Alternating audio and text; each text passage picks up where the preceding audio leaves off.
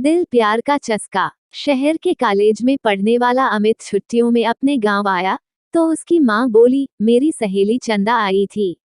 वो और उसकी बेटी रंभा तुझे बहुत याद कर रही थी। वह कह गई है कि तू जब गांव आए तो उनसे मिलने उनके गांव आ जाए, क्योंकि रंभा अब तेरे साथ रहकर अपनी पढ़ाई करेगी। यह सुनकर दूसरे दिन ही अमित अपनी माँ की सहेली चंदा से मिलने उनके गांव चला गया था। जब अमित वहां पहुंचा तो चंदा और उनके घर के सभी लोग खेतों पर गए हुए थे। घर पर रंभा अकेली थी। अमित को देखकर वह बहुत खुश हुई थी।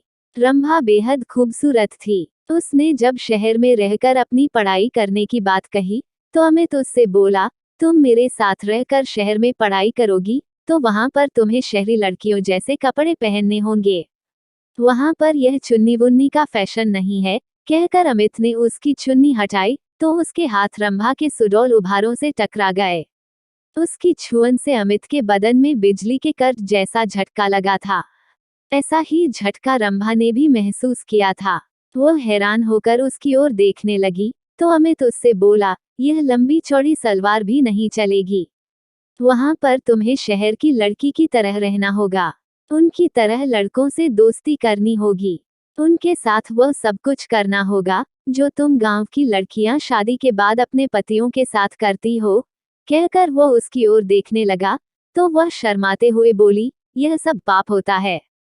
अगर तुम इस पाप पुण्य के चक्कर में फंस कर यह सब नहीं कर सकोगी तो अपने इस गांव में ही चौका चूल्हे के कामों को करते हुए अपनी जिंदगी बिता दोगी।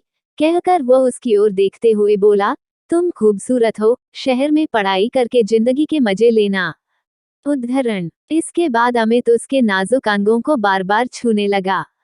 उसके हाथों की छुअन से रंभा के तन बदन में बिजली का करंट सा लग रहा था।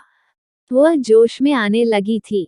रंभा के माँ बाप खेतों से शाम को ही घर आते थे, इसलिए उन्हें किसी के आने का डर भी नहीं था। यह सोचकर रंभा धीरे से उससे बोली, चलो अंदर पीछे वाले कमरे में चलते हैं। यह सुनकर अमित उसे अपनी बाहों में उठाकर पीछे वाले कमरे में ले गया। कुछ ही देर में उन दोनों ने वह सब कर लिया जो नहीं करना चाहिए था। जब उन दोनों का मन भर गया तो रंभा ने उसे देशी घी का गर्मागर्म हलवा बनाकर खिलाया। हलवा खाने के बाद अमित आराम करने के लिए सोने लगा। उसे सोते हुए देखकर फिर रंभा का दिल उसके साथ सोने के लिए मचल उठा। वह उसके ऊपर लेटकर उसे चूमने लगी तो वह उससे बोला, तुम्हारा दिल दोबारा मचल उठा है क्या? तुमने मुझे प्यार का चस्का जो लगा दिया है। रंभा ने अमित के कपड़ों को उतारते हुए कहा।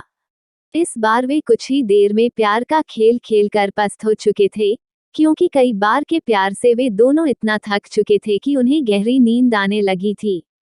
शाम को जब रंभा के माँ बाप अपने खेतों से घर लौटे तो अमित को देखकर खुश हुए। रंभा भी उसकी तारीफ करते नहीं थक रही थी।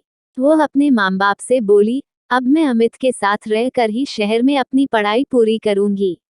उद्धरण। यह सुनकर उसके पिताजी बोले, तुम कल ही इसके साथ शहर चली जाओ। वहां पर खूब दिल लगाकर पढ़ाई करो।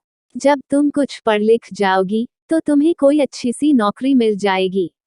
तुम्हारी जिंदगी बन जाएगी। फिर किसी अच्छे घर में इसकी शादी कर देंगे। आजकल अच्छे घरों के लड़के पढ़ी लिखी बहू चाहते हैं।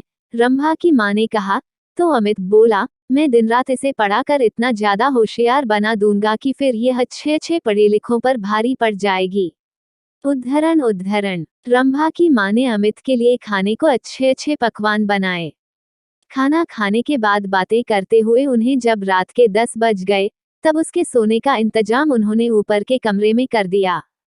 जब अमित सोने के लिए कमरे में जाने लगा तो चंदा रंभा से बोली, कमरे में 2 पलंग हैं, तुम भी वहीं सो जाना। वहां पर अमित से बातें करके शहर के रहन सहन और अपनी पढ़ाई लिखाई के बारे में अच्छी तरह पूछ लेना। उद्धरण। यह सुनकर रंभा मुस्कुराते हुए बोली, जब से अमित घर पर आया है तब से मैं उससे खूब जानकारी ले चुकी हूँ। पहले मैं एकदम अनाड़ी थी, लेकिन अब मुझे इतना होशियार कर दिया है कि मैं अब सब कुछ जान चुकी हूँ कि असली जिंदगी क्या होती है। यह सुनकर चंदा खुशी से मुस्कुरा उठी। वे दोनों ऊपर वाले कमरे में सोने चले गए थे। कमरे में जाते ही वे दोनों एक दूसरे पर टूट पड़े। शहर में आकर अमित ने रंभा के लिए नए फैशन के कपड़े खरीद दिए, जिन्हें पहनकर वह एकदम फिल्म हीरोइन जैसी फैशनेबल हो गई थी। अमित ने एक कॉलेज में उसका एडमिशन भी करा दिया था। जब उनके कॉलेज खुले तो अमित ने अपने कई अमीर दोस्तों से उसकी दोस्ती करा दी, तो रंभा ने भी अपनी कई सहेलियों से अमित की दोस्ती करा दी। गांव की सीधी सादी रंभा शहर की जिंदगी में ऐसी रम गई थी कि दिन में अपनी पढ़ाई और रात में अमित और उसके दोस्तों के साथ खूब मौजमस्ती करती थी। जब रंभा शहर से दूसरी लड़कियों की तरह बनसंवर कर अपने गांव जाती, तब सभी लोग उसे देखकर हैरान रह जाते थे। उसे देखकर उसकी दूसरी सहेलियां भी अपने माँ बाप से उसकी तरह शहर में पढ़ने की जिद करके शहर में ही पढ़ने लगी थीं। अब अमित उसकी गांव की सहेलियों के साथ भी मौजमस्ती करने लगा था। उसने रंभा की तरह उनको भी प्यार का चस्का जो लगा दिया था।